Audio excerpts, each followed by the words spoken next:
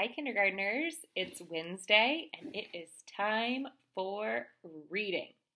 We've been talking about nonfiction books, and you guys this week have had the job to teach somebody the information in your book. You've been retelling it, you've been looking at the title and seeing how all the pages go with the title.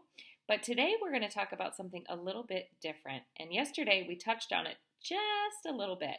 We're going to be talking about the ending of your nonfiction books.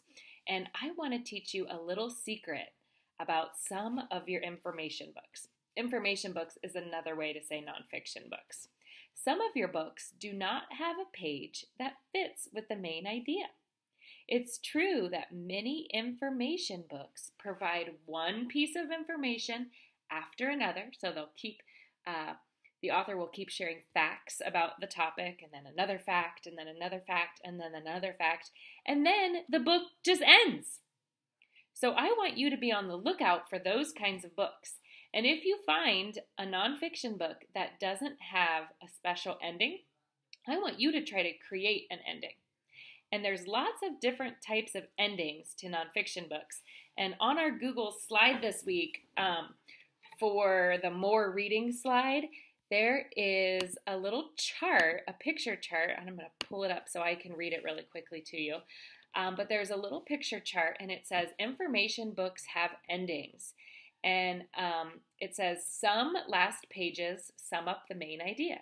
So if your book is about basketball, it might have an ending that kind of collects all of the information gathered, and it might share something about basketball.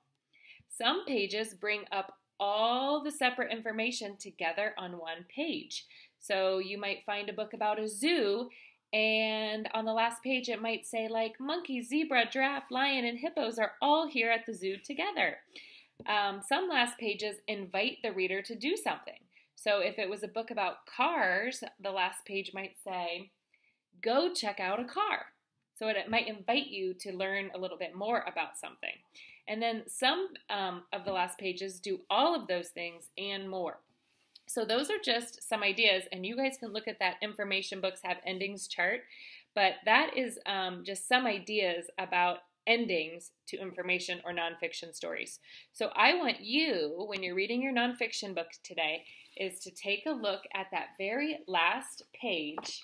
And this page has the glossary at the end, but I'm talking about the last page with words on it. So the book, basketball book I read to you yesterday, it had all those words. We learned about basketball. This is a basketball. Here's a basketball hoop. You shoot the ball. It's called a court. You dribble the ball. And then on the very last page it said, come on, let's play basketball. So this is one of those endings where the author is inviting you to do something else, like play basketball. So it still goes with the story and it goes with what you're learning about, but the author invites you to try something new. So if you find a nonfiction book that just has fact after fact after fact after fact, and then the book just ends with no special ending, I want you to create a special ending of your own. If you're reading a nonfiction book and you notice it does have a special ending, I want you to figure out what type of ending. Does it just give a summary of what the book is about? Does the author invite you to do something?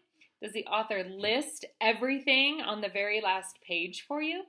What type of ending does your nonfiction book have? So your job today is to notice your endings, add an ending if your book doesn't have one, or figure out what type of ending your nonfiction book has. All right, bye kindergartners, I miss you.